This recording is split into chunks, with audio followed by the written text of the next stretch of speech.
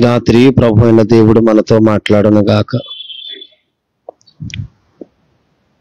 కీర్తనల అధ్యాయం తీద్దాం. కీర్తనలు 119వ కీర్తన తీద్దాం. కీర్తనల అధ్యాయం 119వ అధ్యాయం తీద్దాం.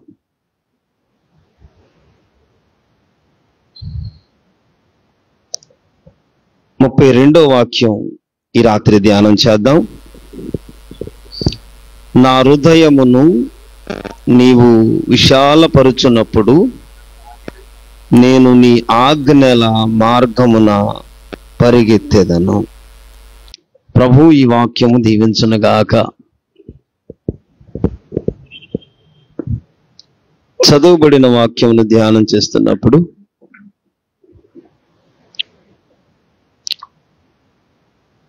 దావీదు ఈ మాట రాస్తున్నాడు.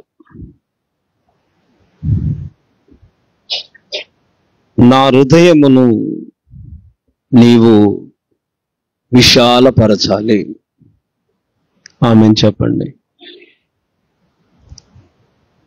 నా హృదయమును నీవు విశాలపరుచున్నప్పుడే.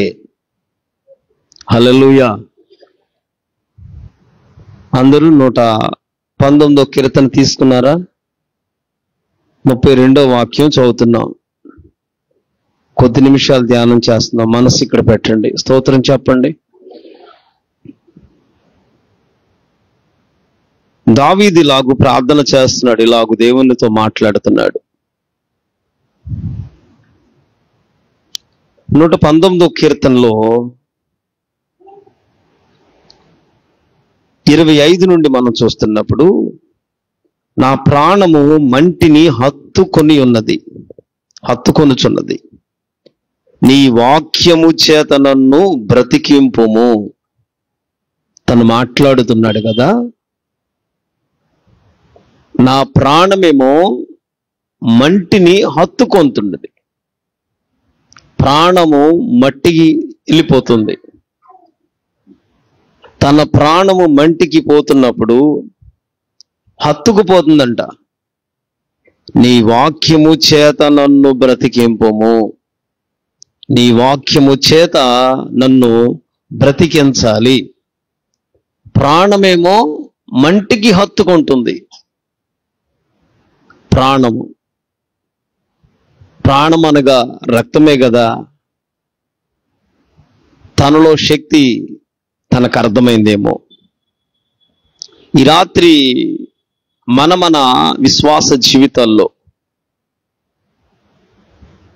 ప్రాణము మంటిని హత్తుకుంటుంది. మట్టికి, మరణానికి, మరణాపేక్ష కలిగి, మరణమునకు కలిగిన వాటితో తన ప్రాణం పోతున్నప్పుడు ఇక అర్థమవుతుంది, ఇక మట్టికి నేను హత్తుకుంటున్నా, ఇక అంతే నెమ్మదిగా. కానీ నీ వాక్యము, హల్లెలూయా, దేవుని వాక్యము నన్ను బ్రతికిస్తుంది. ఆమేన్. నీ వాక్యము చేత నన్ను బ్రతికింపుము. నీ వాక్యము చేత నన్ను బ్రతికించాలి. బ్రతికించే వాక్కు, బలపరిచే వాక్కు, మట్టికి చేరువైన వారిని బ్రతికించేది, మరణానికి చేరువైన వారిని బ్రతికించేది. నీవైనా నేనైనా నీ వాక్యము దేవుని నోట నుండి వచ్చు మాట. మనుషుడు రొట్టె వలన కాదు జీవించేది, దేవుని నోటి నుండి వచ్చే మాట వలన. ఈ మాట చేత నన్ను బ్రతికింపుము అంటాడు. నీ వాక్యము చేతనే నేను బ్రతకాలిగా. నేను బ్రతికేది ఉంటే నీ వాక్యము చేతనే. అనుదినము దినదినము వీటి మధ్యన వెళుతున్నప్పుడు ఏటి మధ్య మన ప్రయాణం వెళుతుందో, ఎటువైపు వెళుతున్నామో దేవుని వాక్యము చేత బ్రతికించబడుతూ ఉండాలి. హల్లెలూయా. దేవుని వాక్యము చేత బ్రతికించబడాలి. మనం బ్రతుకుతున్నాము కాదంటల్లా. మనం ఎలా బ్రతుకుతున్నామో, ఏ విధంగా బ్రతుకుతున్నాము. అయితే ఈ రాత్రి నా హృదయమును నీవు విశాలపరచాలి. హల్లెలూయా. నా హృదయాన్ని నీవే విశాలపరచాలి. ఇరుకైపోయింది, ఇంకా హృదయం ఇరుకైపోయింది. హృదయంలో బాధలు పెరిగిపోయినాయి, భారం పెరిగిపోయింది, సమస్యలు పెరిగిపోయినాయి, పోరాటాలు పెరిగిపోయినాయి, పరీక్షలు పెరిగిపోయినాయి. తరమబడుతున్నాడు, ఎక్కడ నెమ్మది లేదు, పారిపోతున్నాడు, అందరికీ దూరంగా బ్రతుకుతున్నాడు, ఒంటరిగా ఉంటున్నాడు. నా హృదయమును నీవు విశాలపరచాలి. ఎంతమందికి అర్థమైందో మరి. నీ బాధ అంతా నీ గుండెల్లో పెట్టేసుకుంటావు, హృదయం నిండా బాధే. ఇంకేం ప్రార్థన చేస్తామండి? ప్రార్థన చేయాలని మోకరిచ్చాం, అప్పుడు గుర్తొచ్చేస్తాయి. అవన్నీ తలపోసుకుని అడగాల్సింది ఆత్మ సంబంధంగా అడగాలని మోకరిచ్చాం. ఇక శరీరమైన అన్ని గుర్తొచ్చినాయి. శరీరంగా ఎంత కన్నీరు వచ్చేస్తుందో, ఎంత దుఃఖం వచ్చేస్తుందో, ఎంత బాధ వచ్చేస్తుందో. అప్పటి కాలంలో ప్రభా నేను దేవుని నమ్ముకున్నాను, ఎందుకు ఈ బాధలు అని వాళ్ళు నాయకత్వం నడిపేవాళ్ళు కానీ వెంబడించేవాళ్ళు కానీ అలా అనుకుంటే ఎట్లా ఉండేదో. వారు తమ దుఃఖమును ఆనందంగా మార్చుకున్నారు, తమ బాధని దేవునితో తిప్పుకున్నారు, అంతే. ఎట్లా? ఈ హృదయంలో విశాలత లేకపోతే ఈ హృదయంలో ఇవన్నీ ఉండిపోయినాయి, అల్మర్లాగా అక్కడ అది ఫిల్ అయిపోయింది. ఇంకా హృదయం నిండా ఇవి ఉండిపోయినాయి. మానని దుఃఖం, మానని వేదన, మానని కలవరం ఇవన్నీ లోపల ఉండిపోయినాయి. రక్షించబడ్డాం, వెలిగించబడ్డాం, ప్రభువాక్యం వింటున్నాం, వాక్యమునందు నిలిచి ఉన్నాం, ప్రార్థన చేసే మనసుంది, ప్రార్థన చేయాలని మోకరించాం. మోకరించిందే ప్రార్థించుటకు, ప్రభువుతో మాట్లాడుకోవాలి. నా దేవుని దగ్గర ఈ అధ్యాయం చూడండి. నా చర్య అంతయు నేను చెప్పుకొనగా, నా చర్య అంతయు నేను చెప్పుకొనగా నీవు నాకు ఆమెన్ చెప్తారా? మన చర్యలు మనం అట్లా ఉంచుకుంటాం. మనము ప్రభు అయిన దేవుని వెంబడిస్తున్నాం, యేసయ్య రక్తంలో కడగబడ్డాం, సంఘంలో చేర్చబడ్డాం. పరిశుద్ధమైనది, శ్రేష్టమైనది, నిష్కపటమైనది, నిర్దోషమైన ప్రభు అయిన యేసు క్రీస్తుని వెంబడిస్తున్న దినముల్లో మనం ఉన్నాం. వాక్యమైన ప్రభు మనతో మాట్లాడుతున్నాడు, మేలు చేస్తూ మేలుతో తృప్తిపరుస్తున్నాడు. అయితే నీ వాక్యము చేతనే నేను బ్రతకాలి. ఎంతమందికి ఆశ ఉంది? నీ వాక్యము చేత నన్ను బ్రతికించుము, నీ వాక్యము చేత నన్ను బ్రతికించు. నేను బ్రతికేది బ్రతుకుట క్రీస్తు, బ్రతుకుట క్రీస్తు. ఈ కృపాకాలంలో బ్రతుకుట క్రీస్తు. బ్రతకటం ప్రారంభమైతే అది ప్రభువైన యేసు క్రీస్తులోని నూతనముగా జన్మించినట్లు, నూతనమైన దాంట్లోనికి వచ్చినట్లు, నూతనమైన వాటిని వెంబడించేటప్పుడు, ఆత్మ సంబంధంగా మనం వెళుతున్నప్పుడు ఆత్మ నియమము చొప్పున నడిపించబడుతున్నాం. అనుదినము దినదినం ప్రభు సహాయము చేయునుగాక. ఆమేన్. నడిచేటప్పుడు ఈ ప్రయాణానికి నీ వాక్యము చేత నన్ను బ్రతికింపుము అంటూ నా చర్యంతయు నేను చెప్పుకొనగా.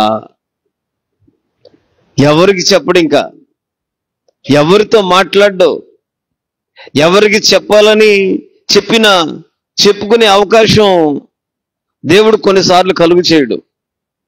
ఎవరికి చెప్పుకోవాలని ఇంక ఉండదు. ఇంకా ఎంతో ఆశ ఉంటుంది, చెప్పుకుంటే నా పెనిమిటి కదా, నా భర్త కదా, నా కోసం నేను చెప్పుకుందాం అని ఆశ ఉందనుకో, నువ్వు చెబుతా ఉంటావు, ఆయన నిన్నట్టుంటాడు, నేను ఆఖరిలంటే ఏం చెప్పావు అంటాడు. కూర్చుంటాడు చక్కగా, పొదిగ్గా కూర్చోయ్యా, కూర్చున్నాడు.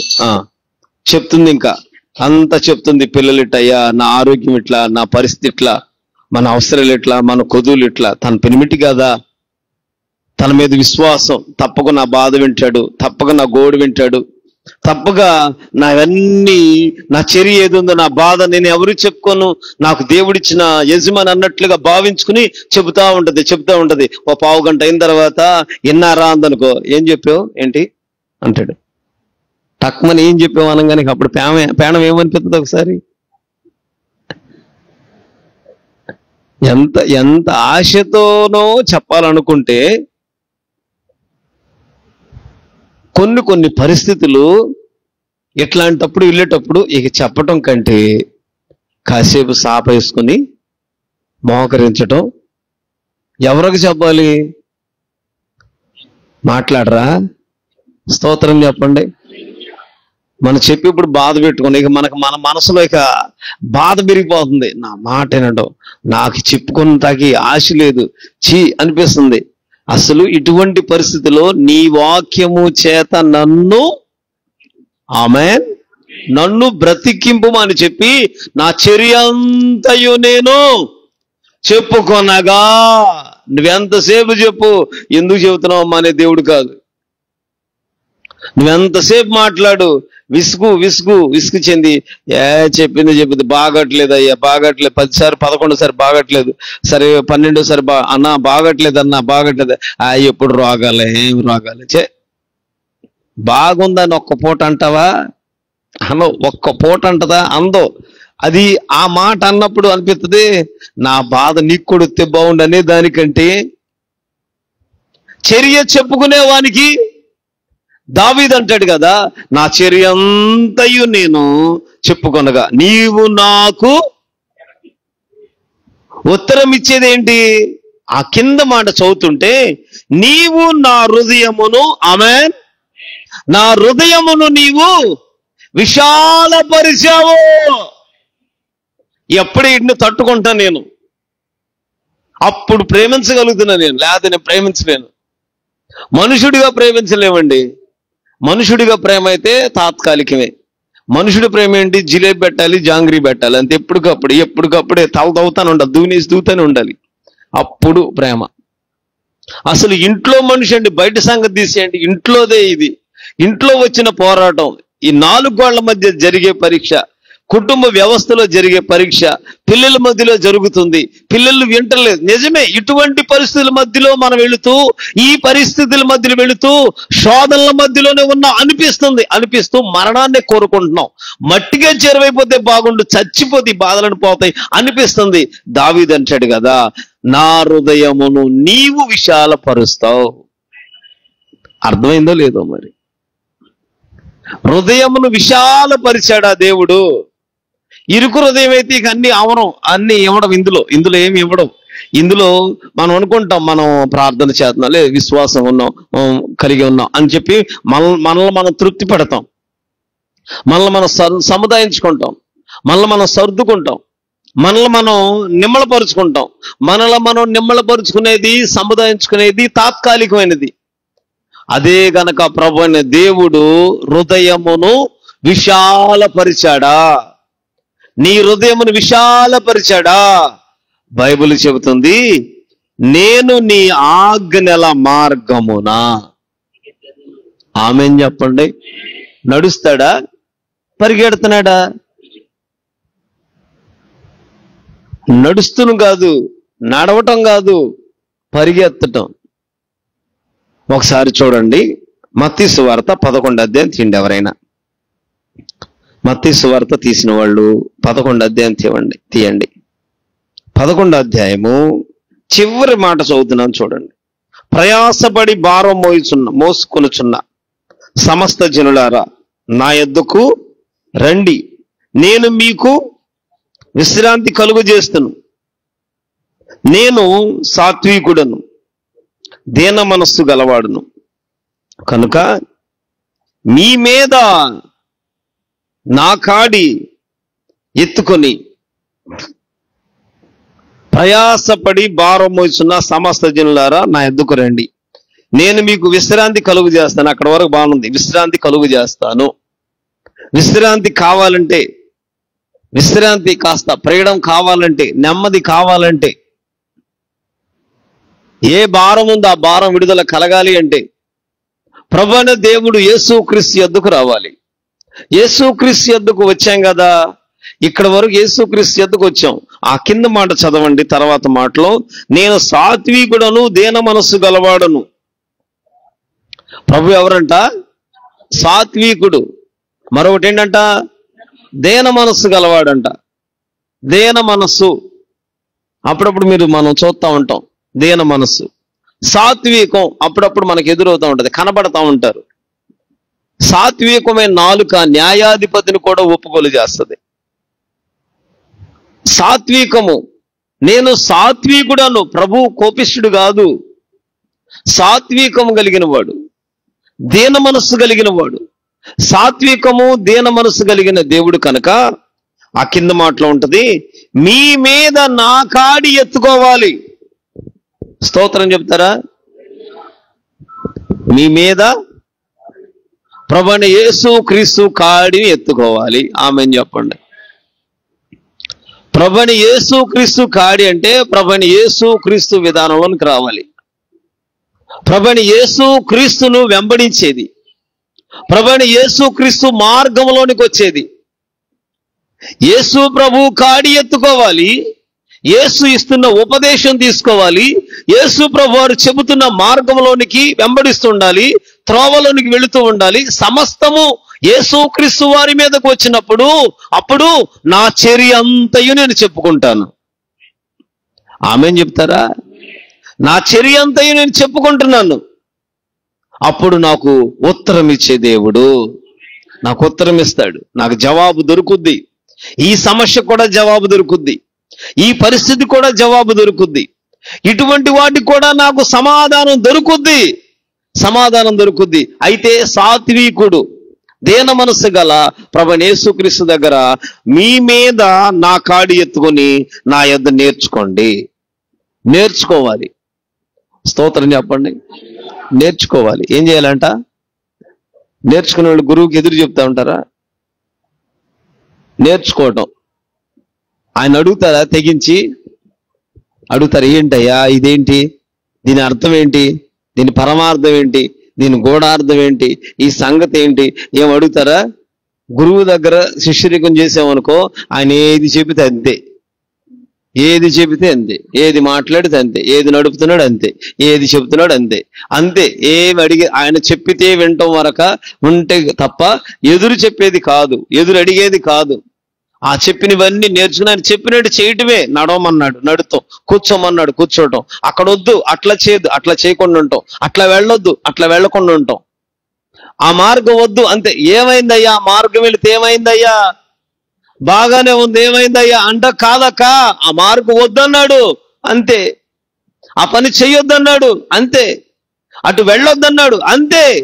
దేవుని యేసు క్రీస్తు వారి యొద్ద నేర్చుకునే అనుభవంలో గనక ఉంటే నీ వాక్యము చేత బ్రతికించబడుతున్నాం. చర్యంతా చెబితే ఉత్తరం వస్తుంది. మరొక మాట ఏంటో చూడండి, అక్కడ 119వ కీర్తన 119వ కీర్తన, నీ కట్టడలు నాకు బోధించుము, నీ ఉపదేశ మార్గమును నాకు బోధపరుచుము, నీ ఆశ్చర్య కార్యములు నేను ధ్యానించేదను. ఆమేన్ చెప్పండి. దేవుడు చేసిన ఆశ్చర్య కార్యాలు ధ్యానం చేసుకోవాలి. దేవుడు చేశాడు అంతే. ఇక మనకి ఆ సంవత్సరం ఉంటది బాధ, ఇక తర్వాత ఉండదు.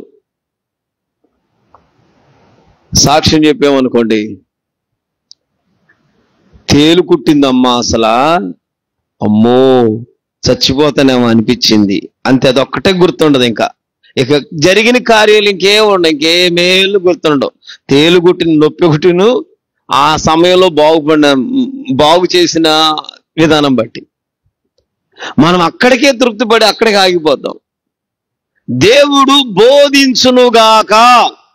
దేవుని బోధ ప్రభువైన దేవుడే నేర్పాలి. యేసు ప్రభువు నేర్పినట్లు దేవుని చిత్తము మనం తెలుసుకోవటానికి తన కట్టడలు ఏవో అవి బోధిస్తాడు. తన కట్టడ, ఇది కట్టడ, ఇక్కడ ఒక కట్టడ ఉంది, దేవుని కట్టడ. దేవుని కట్టడ మనుషులు కట్టుడు కాదండి, మనుషులు కట్టడ కాదు. మనుషులు కట్టడ తెలుసుగా మీకు, వెళ్ళొద్దు, చెయ్యొద్దు, ఉండొద్దు, వాళ్ళు వేరు మనం వేరు, ఇవన్నీ మనుషులు కట్టడ. మనుషులు కట్టడలు కాదు, నీ కట్టడలు. చూడండి అక్కడ, నీవు నాకు ఉత్తరం ఇచ్చితివి అన్న తర్వాత నీ కట్టడలు నాకు బోధింపుము, నీ ఉపదేశ మార్గము నాకు బోధపరుచుము, నీ ఆశ్చర్య కార్యములు నేను ధ్యానించదను. వ్యసనం వలన నా ప్రాణం నీరసమైపోయాను, నీ వాక్యము చేత నన్ను స్థిరపరుచుము. హల్లెలూయా. వాక్యము చేత బ్రతికించబడాలి, స్థిరపరచబడాలి. అప్పుడంట, కపటపు నడత నాకు దూరము చేయుము, నీ ఉపదేశమును నాకు దయచేయము. హల్లెలూయా. సత్య మార్గము నేను కోరుకుంటున్నాను. ఎప్పుడు మన హృదయం విశాలమవుతుంది? ఈ రాత్రి నీ హృదయం ఎలా ఉందో మన హృదయాలు ఎలా ఉన్నాయో. నా హృదయమును నీవు విశాలపరిస్తేనే, అంతే, అదే చేస్తున్నాడు. ప్రభువా, నా హృదయాన్ని మేలు పొందుకున్నావు. సత్యం తెలుసు, వాక్యము తెలుసు, మేలు పొందుకున్నాం. మన హృదయాలు ఎట్లాగే ఉన్నాయేమో, ముడుచుకుపోయినట్లుగా మన హృదయాలు అట్లాగే ఉండిపోయినాయేమో. హృదయము విశాలం అవ్వలేదు. హృదయము విశాలం ఎవరు చేస్తారు? హృదయమును విశాలము చేయగలిగిన, హృదయ రహస్యాలు ఎరిగిన దేవుడు, హృదయ శుద్ధిని ప్రేమించే దేవుడు, హృదయమును చూస్తున్న దేవుడు, హృదయములో ఉన్న ఆంతరంద్రియ లోపల దాగి ఉన్న వాటిని కనుగొనే దేవుడు, ఆ ప్రభువైన దేవుడు తప్ప మరెవ్వరూ హృదయాలని విశాలపరచలేరు. ఈ సత్యాన్ని దావీదు గ్రహించాడంతే. ఏమన్నాడంటే, నా హృదయమును నీవు విశాలపరచాలి. చెప్పండి హల్లెలూయా. ఈ రాత్రి మన హృదయాలు ఎలా ఉన్నాయో, మన హృదయం నుండి ఏమున్నాయో విశాలపరిచారా? విశాలత వైపు వచ్చిందా? ఇక ఇప్పుడు ఇరుకిల్లుకి విశాలమైన ఇల్లుకి తేడా చూడండి. చిన్న గది, అందులోనన్నీ ఉంటాయి. అదే కాస్త ఏ గదికి ఏ గది అయిపోయింది, గదులు గదులుగా మారిపోయినాయి. గదులు గదులుగా మారినప్పుడు ఏ గదిలో ఏముండాలో అవే ఉంటాయి. ఏ గదిని దేనికి నియమించుకున్నామో అంతే అక్కడే ఉంటది. గదులు నిర్మాణం లేదు, గదులు లేవు, చిన్న గది, అది సర్దుకుంటున్నాం, పరిస్థితిని బట్టి ఉంటున్నాం కదా, అక్కడ ఉంటున్నాం కదా, అక్కడ ఇరుకులోనే ఉంటాయి అన్ని. విశాలమైనది ఎప్పుడైతే కలిగినదో వేరుపరచబడిపోతాయి, అంతే. అక్కడ ఏ ఉండాలి అవే ఉంటాయి. హృదయమైన అంతే, ఇరుకులో ఉండి మొర్ర పెడుతున్నాడు, నీవు నన్ను విశాలత దగ్గరకు. హల్లెలూయా, హల్లెలూయా. ఇరుకులో ఉన్నప్పుడు ప్రార్థన, ప్రభు విశాలతలో నడిపిస్తాడు. విశాలతలోకి నడిపిస్తాడని ఎరిగినప్పుడు నా హృదయాన్ని ఎందుకు విశాలపరచడం? ఆమేన్ చెప్పండి. నా హృదయాన్ని విశాలపరుస్తావు నీవు, అప్పుడే ఈ హృదయంలో సహించగలుగుతాను. హృదయ శుద్ధిని నేను ప్రేమిస్తాను. హృదయంలో ఏది ఉందో వాటన్నింటిని సహించగలగాలన్నా, వాటిని అణుచుకోవాలన్నా, వాటిని నిలుపుకోవాలన్నా, హృదయం నుండి ఏది పలకాలో ఏది రావాలో కంట్రోల్లోకి రావాలన్నా, ఎవరమైనా సరే మన హృదయములను జీవము కలిగిన దేవుడే విశాలపరచాలి. దేవుడు విశాలపరచకపోతే ఇదిగా ఈ హృదయం డెవలప్ అవ్వాల. దేవుని మహాకృపను బట్టి ఇల్లు కొనుక్కున్నాం, ఉద్యోగం వచ్చింది, పిల్లలు పెరిగారు, ఉద్యోగాలు వచ్చింది, అంతేనా? ఇంకేం కొనుక్కోలే. ఇల్లు అయిపోయిందిగా. ఇల్లు లేదు, ఒకప్పుడు ఇల్లు వచ్చింది. ఉద్యోగం లేదు, ఉద్యోగం వచ్చింది. ఇంకేంటి? ఏదో కాస్తంత ఇక నెమ్మదిగా లోకంలో ఒకటి అవసరాలను తీరిపోయినాయి. 15 సంవత్సరాల క్రితం ఎలా ఉన్నామో, 15 ఏళ్ల తర్వాత ఎలా ఉన్నామో, 20 సంవత్సరాల క్రితం ఎట్లా ఉన్నామో, 20 ఏళ్ల తర్వాత ఎట్లా ఉన్నామో, నెమ్మదిగా కొన్ని శరీరంగా మార్పులైనవి, ఇల్లు విధానం అన్ని మారిపోయినాయి. ఈ రాత్రి దావీదు కోరుకుంటున్నాడు, నా హృదయమును నీవు విశాలపరిచినప్పుడు నడుస్తానంటున్నాడా? ఆమేన్. నడుస్తానంటున్నాడా? అయ్యా, ఎప్పుడు నడుస్తాం? హృదయం విశాలం అవ్వలేదు కదా, అప్పుడు నడుస్తాం. నడిచేది కొంతవరకే, ఇక పరిగెత్తడంలోకి వచ్చామా? కొరింథీ పత్రిక చూడండి ఒకసారి. కొరింథీలకు రాసిన పత్రిక, మీకు తెలిసిన మాటే. కొరింథీలకు రాసిన పత్రిక, అపోస్తలుడైన పౌలు కొరింథీలకు రాసిన పత్రిక, మొదటి పత్రిక తీయండి. మొదటి పత్రిక 9వ అధ్యాయము 24వ వాక్యం చూడండి. పందెపు రంగమందు పరిగెత్తు వారందరూ, స్తోత్రం చెప్పండి. పందెపు రంగమందు పరిగెత్తు వారందరూ పరిగెత్తుదురు గాని ఒక్కడే బహుమానం పొందాలని మీకు తెలియదా? విశాలమైంది, హృదయం విశాలమైంది. ఇక నడిచి నత్తనడకతో ఇక తాబేలు సావాసం ఉండదు, మెల్లిగా నడిచి నడకుండదు. కొంతకాలం కొద్ది రోజులు అటు నడిచావు, కొన్ని సంవత్సరాలు అలాగే నడిచావు. దావీదు కోరుకుంటున్నాడు, నా హృదయమును నీవు విశాలపరిస్తేనే. నేను నడవాలనుకున్నా అవదు, నేను పరిగెత్తాలనుకున్నా అవదు, నేనేదో చేయాలనుకున్నా నా వలన కాదు. బైబిల్ చెబుతుంది, ప్రయాసపడే వాని వలన గాని పొందగోరు వాని వలన గాని.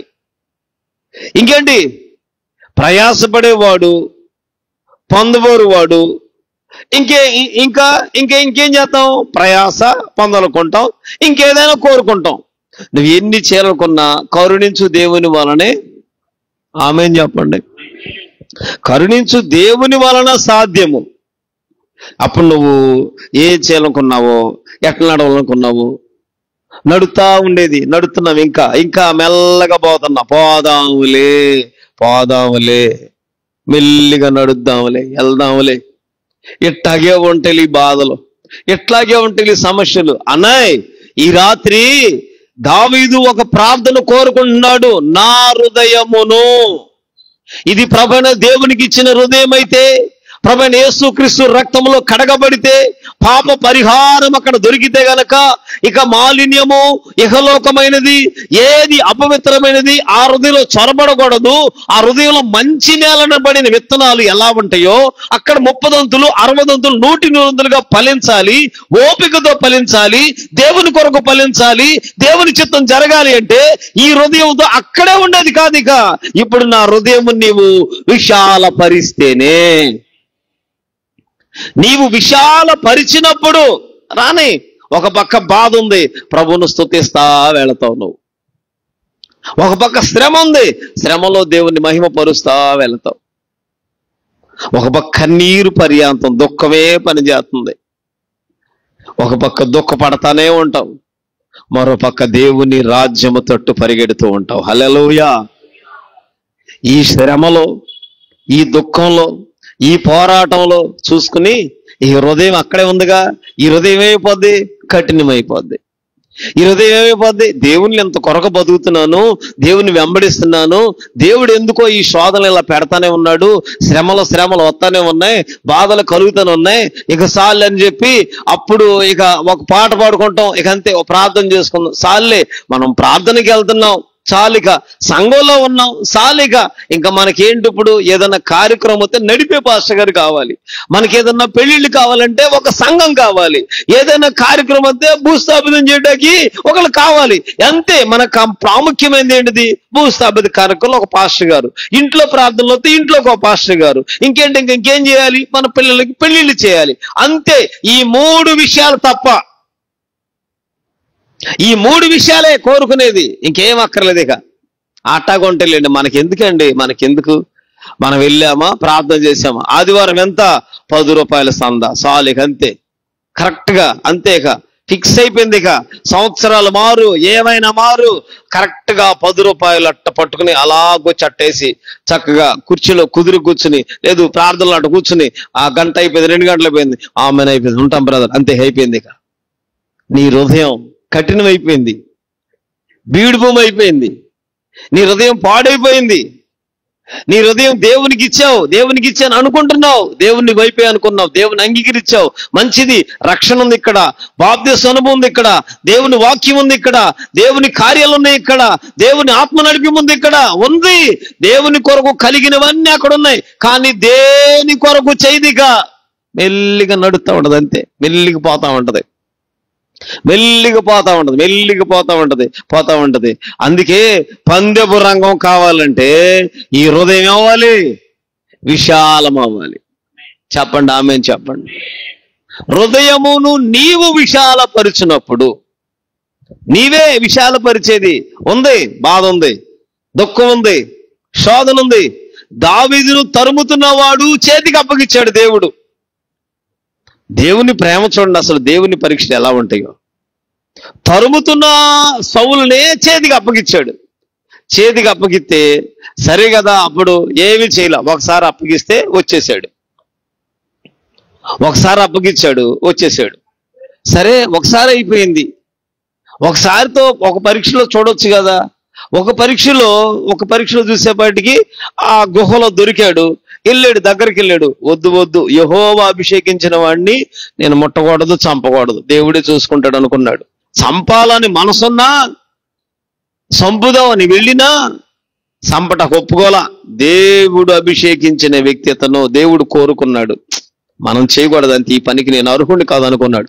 సరే ఇంకొకసారి వచ్చేపాటికి దావీదు సమీప బంధువు, దావీదు దండులో చేరాడు. దావీదు దండులో చేరిన వాడు రెండోసారి వెళ్ళేపాటికి అబ్బా సౌలు పడుకునున్నాడయ్యా, ఏంటి ఒక్క దెబ్బతో మీరు అటుండండి, ఒక్క దెబ్బతో తన ఈట తీసి గుచ్చేస్తానంటున్నాడు. నిద్రపోతున్నాడు సౌలు, చక్కగా నిద్రపోతున్నాడు, నిద్రలో ఉన్నాడు. వీళ్ళిద్దరు సంభాషణ చూడండి. దావీదు అంటాడు, వద్దు చంపొద్దు అంటే పక్కన అంటాడు, మీకు తెలియదు దావీదా, మీకు తెలియదయ్యా, మిమ్మల్ని ఎంతకాలం పడ్డు శోధిస్తున్నాడో ఆ బాధ నాకు తెలుసు, మిమ్మల్ని ఎంత బాధ పెడుతున్నాడో నాకు తెలుసు, మీరు ఎన్ని శ్రమలు పడ్డారో నాకు తెలుసు, ఎంత వాపోతున్నావో, నీవు ఎక్కడ ఎంత దుఃఖపడుతున్నావు, నీ దుఃఖం నీ ప్రయాసం నువ్వేం చేస్తున్నావు, అయినా ఎందుకు చంపాలెత్తున్నావు, ఇప్పుడు పడుకున్నాడు, ఇదే అవకాశం చంపుతున్నా అంటున్నాడు. దేవుడు పరీక్షలో ఏమండి, మన హృదయాలు ఇట్లా ముడుసుకుపోబట్టేగా పగ, హృదయాలు ఇట్లా ఉండిపోబట్టే కదా ద్వేషం. లోపల ఉన్నదే ఇంత హృదయం అనుకోండి, దాని నిండా కలుషితమైన ఎన్ని కలిసిపోయినాయి. ఒక పావు ఉంది, ఒక మంటగా బాగుంది, ఒక తాబేలు, చతుష్ప జంతువులు అన్ని ఉన్నాయి కదా, వీటిని చంపుకోవాలి కదా, చంపట్లు ఇన్ని లోపల పెరుగుతూ ఉన్నాయి.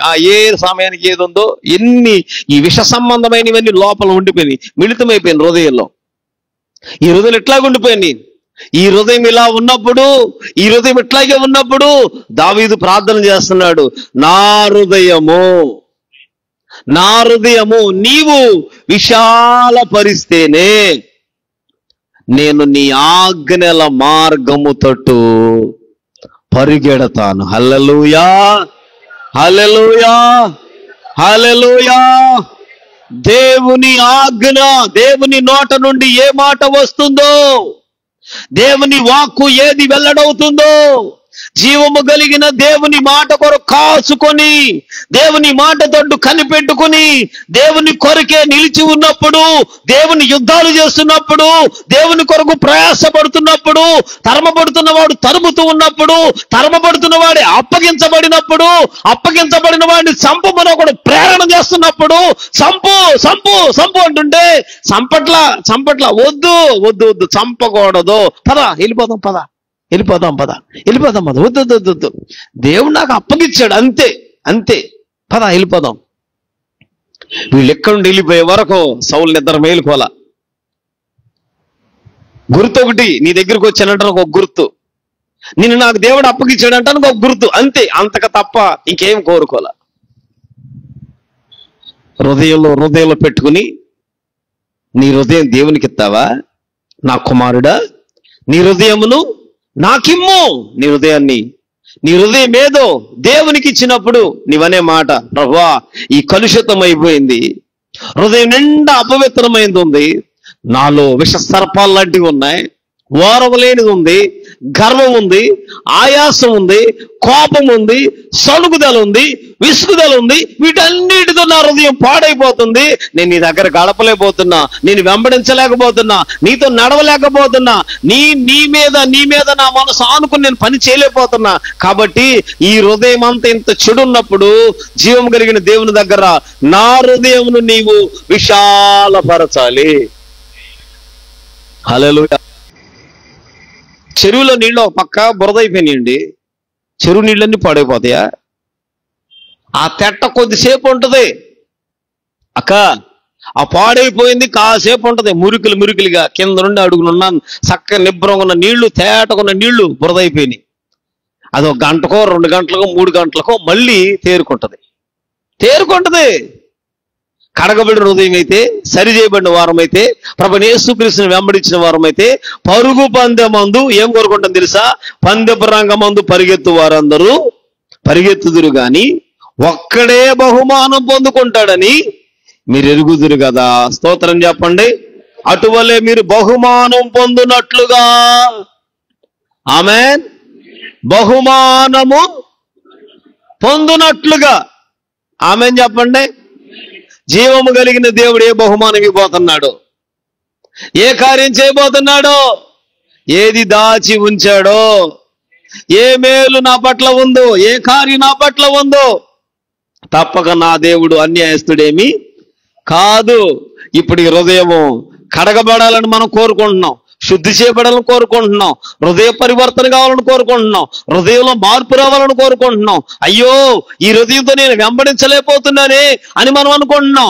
దావీదు అంటాడు కదా, నా హృదయమును నీవు విశాలపరుస్తావయ్యా, పెద్ద హృదయంగా చేస్తావు. ఒక శోధనలో చిన్న ఒక శోధన వచ్చింది పరిచర్యలు. అప్పుడు ఏ ఓర్పు అమ్మది? మీతో చెప్పలేదాక? మహా ఓర్పు. మనకి చిన్న అక్క ఉందిగా, సొన్నకుమారి అక్క వచ్చేది కదా, అక్క ఉన్న పరిచర్య దగ్గర ఒక శోధన ఎదురైంది. శ్రమ ఎదురైంది. శ్రమ ఎదురైతే ఒక పెద్ద దర్శనంలోకి వచ్చి, నీకు మహా ఓర్పు అవసరం, నీకు ఇస్తున్నాను అన్నాడంటండి. చూడండి, అసలు ఆ వచ్చిన ఆ శోధన, ఆ శ్రమ తాళుకోవడానికి మాటలతో వర్ణించేది కాదు. అది మాటలతో మనం నెగ్గేది మాత్రం కాదండి. ఎవరి పరిస్థితి అయినా, ఎవరి శోధనైనా, ఎవరెవరి ఆధ్యాత్మిక జీవితాన్ని బట్టి, వారి కలిగిన దాన్ని బట్టి మాటలతో కలిసి గెలిచిన తర్వాత, జరిగిపోయిన తర్వాత తృప్తిగా మాట్లాడుకుంటాం, కానీ పరిస్థితుల్లో మాత్రం నిలవలేము. పరిస్థితుల్లో నిలబడాలి, పరిస్థితులు కూడా బయటికి రావాలి, పరిస్థితులు కూడా సహాయం చేయాలంటే అక్కడ నీకు అవసరమైంది ఏదో అదే బైబిల్ చెప్తుంది. ఆ మహా ఓర్పు అనేది విన్నాం ఎప్పుడైనా? మహా ఓర్పు ఎప్పుడైనా విన్నారా?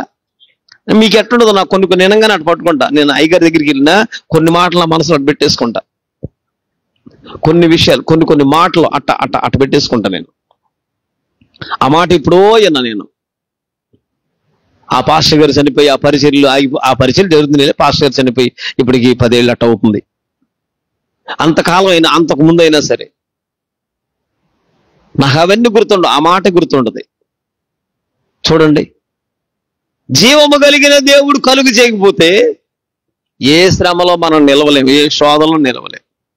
ఈ రాత్రి ప్రభువైన దేవుని దగ్గర నేను అడగవలసింది తెలుసా? నా చర్య అంతయు నేను చెప్పుకుంటున్నాను. ఆమేన్.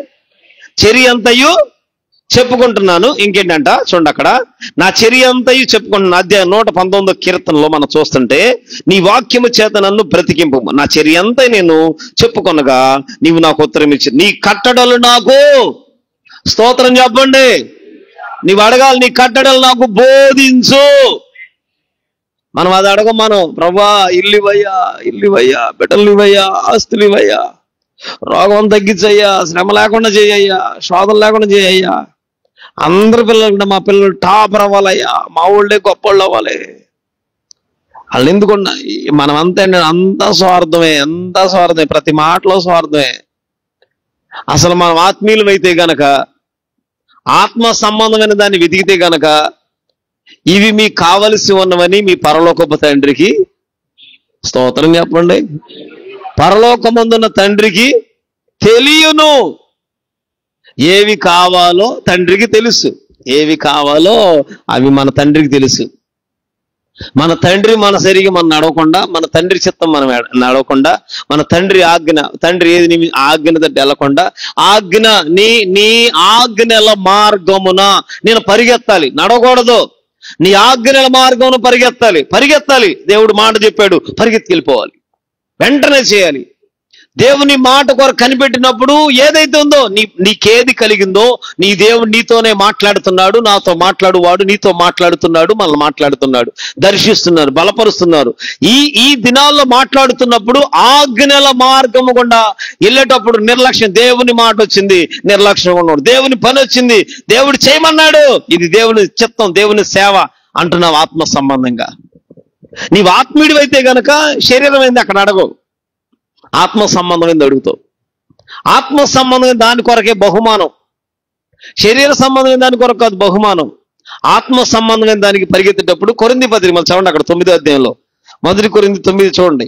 1 కొరింథీ 9 ఆ కింద మాట చూడండి. అక్కడ ఒక్కడే బహుమానం పొందుకుంటాడు, బహుమానం పొందినట్లు మీరు పరిగెత్తాలి.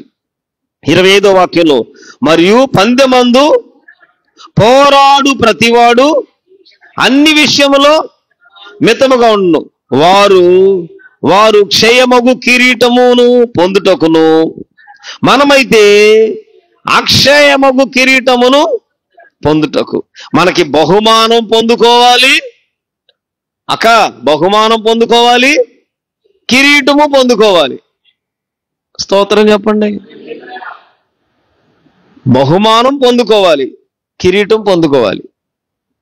బహుమానం పొందుకునేటప్పుడు పరిగెత్తాలి. బహుమానం ఒక్కలే పొందుకుంటారు, కిరీటం పొందుకోవాలిగా. ఏది ఏమైనా పరిగెత్తే వారికి దొరికే వాటిలో బహుమానం దొరుకుతుంది, కిరీటం దొరుకుతుంది. ఆత్మ సంబంధంగా ఆత్మీయుడివైతే ఆత్మ సంబంధమైన పరుగులో పరిగెడతాం, ఆత్మీయత వైపే పరిగెడతాం. పరిగెత్తేటప్పుడు ఏది ఉందో వెంటనే నువ్వు అనేది, ప్రభువా ఇది నేను అణుచుకోలేకపోతున్నాను, ఇది నా పక్కన ఉండాలి. అపోస్తలుడైన పౌలుకు ఒక ముళ్ళుంది, ఇది నా పక్కన ఉండాలి, నన్ను ఇబ్బంది పెట్టకూడదు, నీ పని జరుగుతూ ఉండాలి, నీ పని చేయాలి అంతే. నీ మాట విన్నా, నీ మాటతో వెళ్ళిపోవాలి. ఏ మాటతో పట్టబడ్డావో, ఏ వాక్యంతో పట్టబడ్డావో ఆ వాక్యం అది నిలిచి ఉండేటట్టు, ఆ మాటతో నిలిచి ఉండేటట్టు. ఏది మనలో అభ్యంతరం ఉంది, దాన్ని అభ్యంతరాన్ని కాదు, దాన్ని పక్కన పెట్టేసుకుని హల్లెలూయా, జీవము కలిగిన దేవుడు హృదయాన్ని విశాలపరచునుగాక. విశాలపరిచాడా, పరిగెడతాం. ఆజ్ఞల మార్గం, దేవుని ఆజ్ఞ. నీ వాక్యము చేత బ్రతికించబడతాం, నీ వాక్యము చేత బ్రతికించబడతాం, నీ వాక్యము చేత స్థిరపరచబడతాం, నీ వాక్యము చేత, నీ ఉపదేశము నాకు దయచేస్తూ ఉంటావు. నీ సత్య మార్గము నేను కోరుకుంటున్నాను, నీ న్యాయ విధులు నేను నా ఎదుట పెట్టుకుంటున్నాను అంతే. నీ శాసనములు హత్తుకుంటున్నాను. మొదటి మాటలు 25వ వాక్యంలో మట్టిని హత్తుకున్నవాడు 31వ వాక్యం వచ్చేబట్టిగా అంటాడు, యెహోవా నేను నీ శాసనములు హత్తుకున్నాను. చెప్పండి, ఆమేన్ చెప్పండి. 25వ వాక్యంలోనేమో నా ప్రాణం మంటిని హత్తుకొని ఉన్నది, నీ వాక్యం చేత బ్రతికించు అంటాడు. 31వ వాక్యం అంటాడు కదా, యెహోవా నేను నీ శాసనములు హత్తుకొని ఉన్నాను, నన్ను సిగ్గుపడనీయొద్దు. ఈ ప్రార్థనేనా? ఇదేనా ప్రభు దగ్గర అడిగేది? ఇలాంటిదేనా? నిశ్చయముగా వాక్యమైన ప్రభు అయిన దేవునితోనేనా మన సహవాసం? వాక్యమైన దేవుని ఎదుటేనా మనం నడిచేది? వాక్యముతోనే నడిపించబడుతున్నామా? ఏది కోరుకుంటున్నామో?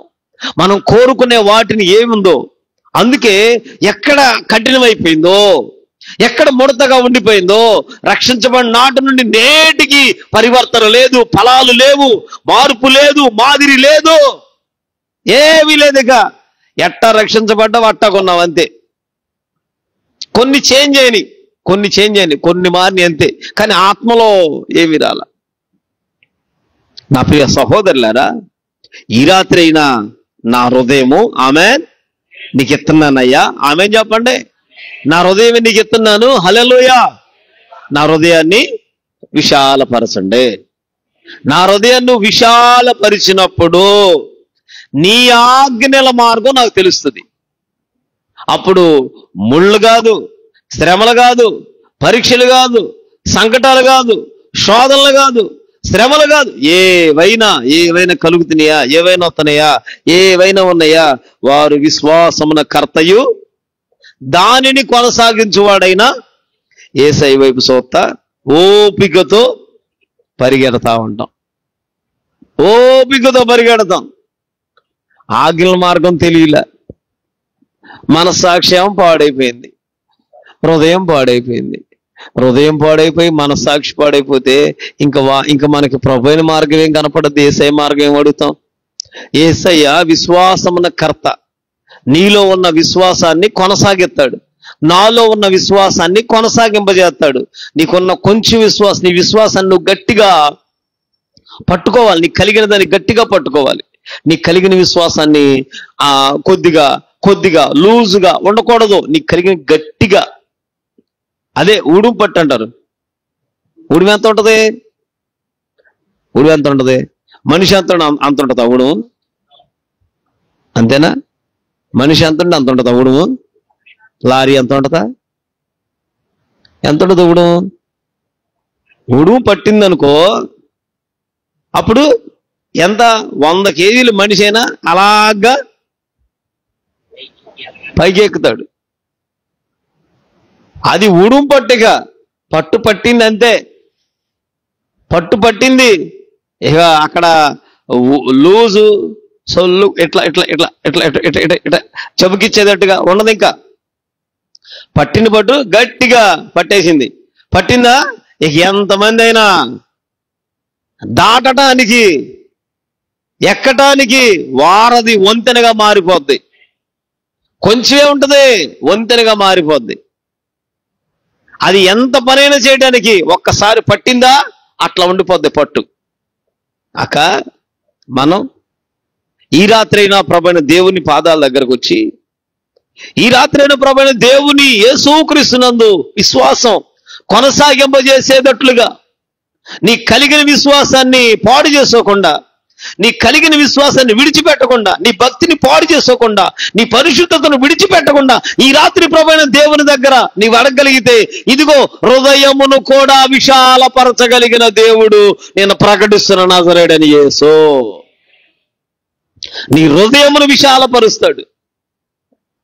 నీవు ఆత్మీయుడివైతే ఈ రాత్రి నీ హృదయం ఎక్కడ పాడైపోయిందో, ఎక్కడ చెడిపోయిందో, ఎక్కడ ఎట్లా ఉందో, ఎక్కడ సాతాను కలకలు చేశాడు, సాతాను పని పాడు చేశాడు. పోనీ ఇస్సాకు ఏం చేశాడు? ఇస్సాకు కాలంలో ఏం చేశాడు? బావులు తవ్వారు కదా, యేసయ్యా నాకు ఇక్కడే కావాలి బావి, అక్కడే కూర్చున్నాడా? తమ తండ్రుల బావులు పూడ్చే పనిలో ఉంటున్నారు. తండ్రుల బావులు ఈయనేం చేస్తున్నాడు? తవ్వుకుంటున్నాడు. తవ్వుకున్న బావుల్ని పూడుతున్నారు. పూడుతుంటే మన జ్ఞానం అయితే మనం ఏం చేస్తామంటే అక్కడే మోకరించి, లేదయ్యా ఎక్కడే తవ్వుతాను ప్రభా, ఎట్టకొట్ట తవ్వుతాను ప్రభా, ఏంటయ్యా వీళ్ళందరూ ఇట్ట అడ్డం తిరిగిపోతున్నారు ఏంటయ్యా అని మనం అక్కడ మోకాళ్ళు వేసి గట్టిగా ఇంకా నలుగురితో ప్రార్థన చేస్తాం. పూడుస్తుంటే ఏం చేశాడు చూడండి. అసలు ఒకసారి ఆ మాట చదువుకుని ప్రార్థన చేసుకుందాం.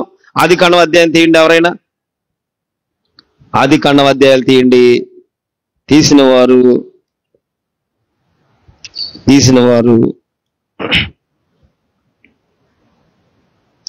26వ అధ్యాయం తీయండి.